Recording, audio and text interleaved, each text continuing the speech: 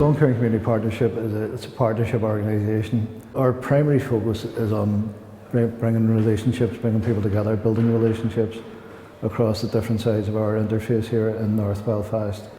Going back not that long ago, you're only talking maybe less than 10 years ago, there was widespread conflict in these interfaces.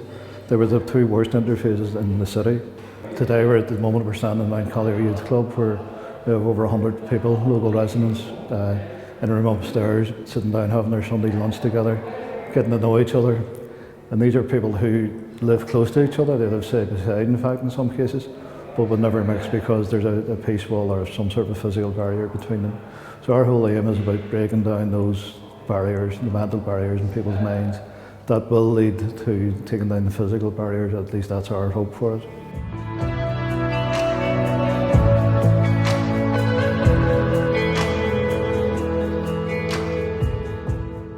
Well, certainly attitudes are changing. We did a survey just last year. I think there was something like 67 to 70% of the people that we got surveys completed by said that at some point in the future they would like to see the place without walls.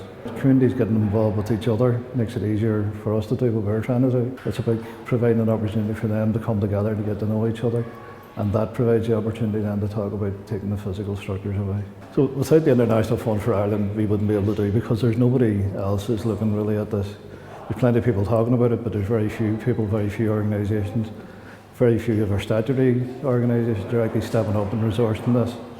So the International Fund for Ireland, the input to this is crucial. They're prepared to take chances, they're prepared to take risks that statutory agencies in particular wouldn't necessarily be able to. I'm not saying that they wouldn't do it, but they certainly wouldn't be able to.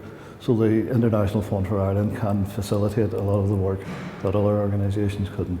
The funding that we have got from the International Fund, from IFI, it began in 2012 when we were like I said, there were 6 different organisations then.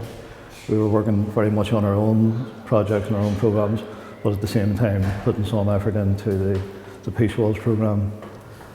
What we've been able to do since then is to develop that partnership to make it more formalised.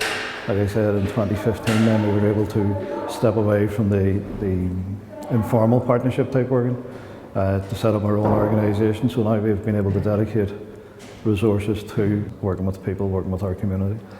This area has transformed. It used to be the last place that anybody wanted to come to, and now it's probably one of the first choice areas for the different housing associations. So people want to come back here, people want to live here again.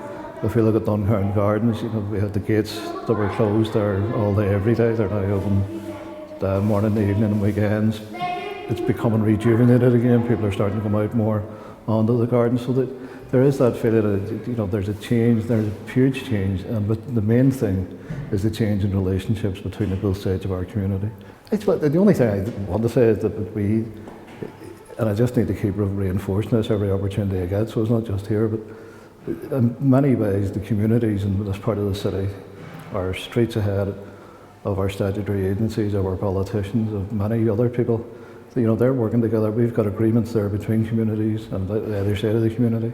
But in relation to Alexander Park, the local residents there have been lobbying along with Duncairn Community Partnership to get our statutory agencies, particularly the Department of Justice and the Belfast City Council, to remove that section of fencing and replace it with an outdoor classroom that would be used by the 2 local primary schools. It would be a huge change in that it would create a wonderful facility for young people, not just for the schools, but for young people in general.